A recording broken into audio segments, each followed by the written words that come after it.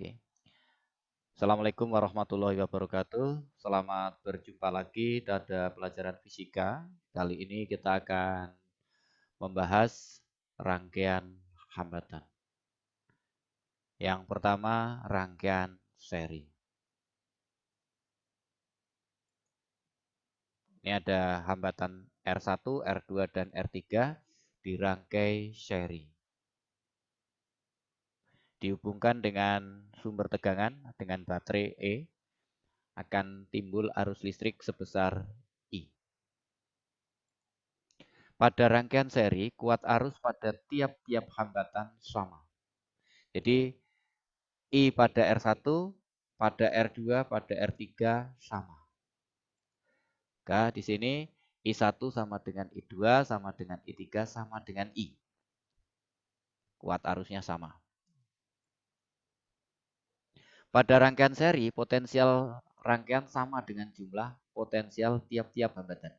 Jadi potensial, beda potensial ujung-ujung rangkaian dari sini titik ini ke titik ini sama dengan jumlah potensial pada R1, pada R2, dan pada R3.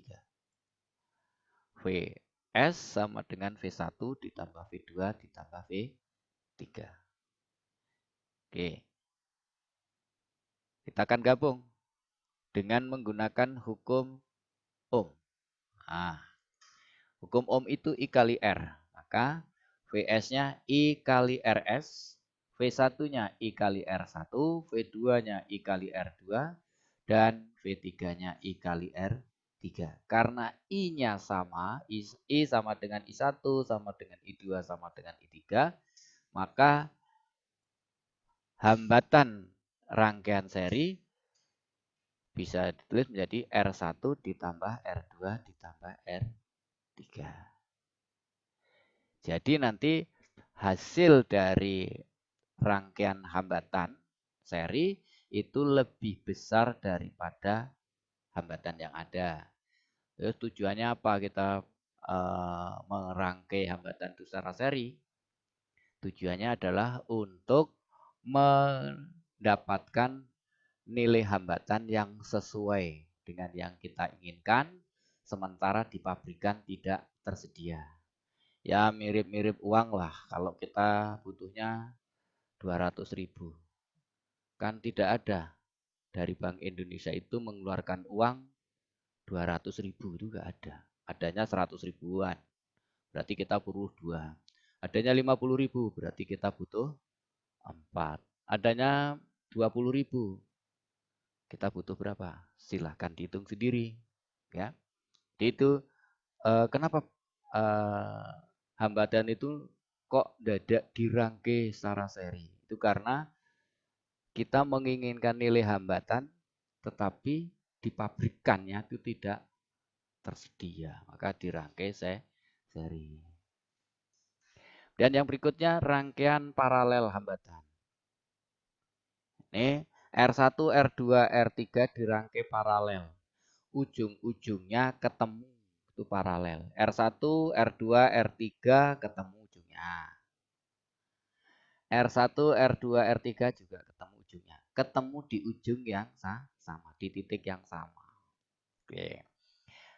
Kalau rangkaian R1, R2, R3 ini dihubungkan dengan baterai E, maka akan muncul arus I.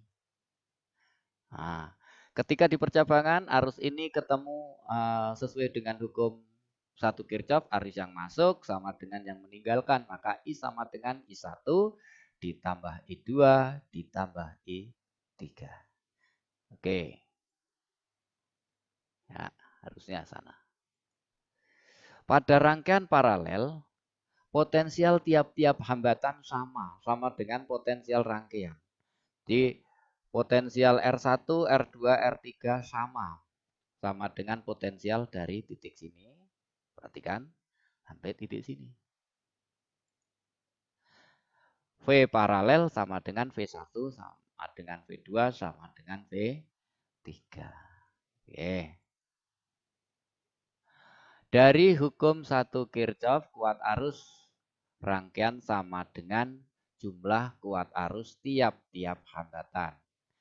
IP sama dengan I1 ditambah I2 ditambah I3. Nah, dari hukum Ohm, I sama dengan V per R. Maka IP V ya, VP per RP. I1-nya V1 per R1 ditambah I2, I2-nya V2 per R2, I3 V3 per R3. Nah, karena VP sama dengan V1 sama dengan V2 sama dengan V3, maka nilai RP-nya 1/RP sama dengan 1/R1 ditambah 1/R2 ditambah 1/R3. Nilai hambatan penggantinya akan lebih kecil dari hambatan yang ada. Ya, nilai hambatan yang rangkaian lebih kecil dari hambatan yang ada. Jadi kalau kita merangkai secara paralel itu tujuannya adalah untuk mendapatkan nilai hambatan yang sesuai, yang lebih kecil dari yang ada gitu. Kalau tadi kan yang paralel kita ingin mendapatkan nilai hambatan yang sesuai yang lebih besar dari yang ada di pabrik. Ini juga kita misalnya butuhnya 5. Ya. Yang ada 10, 2. Ya, nanti 1/2 itu dia rangkai secara paralel. Jadi hambatan 10 ohm, dua hambatan nilainya 10 ohm, 10 ohm. Itu nilainya bisa jadi 20 kalau dirangkai seri, bisa jadi 5 kalau dirangkai paralel gitu loh.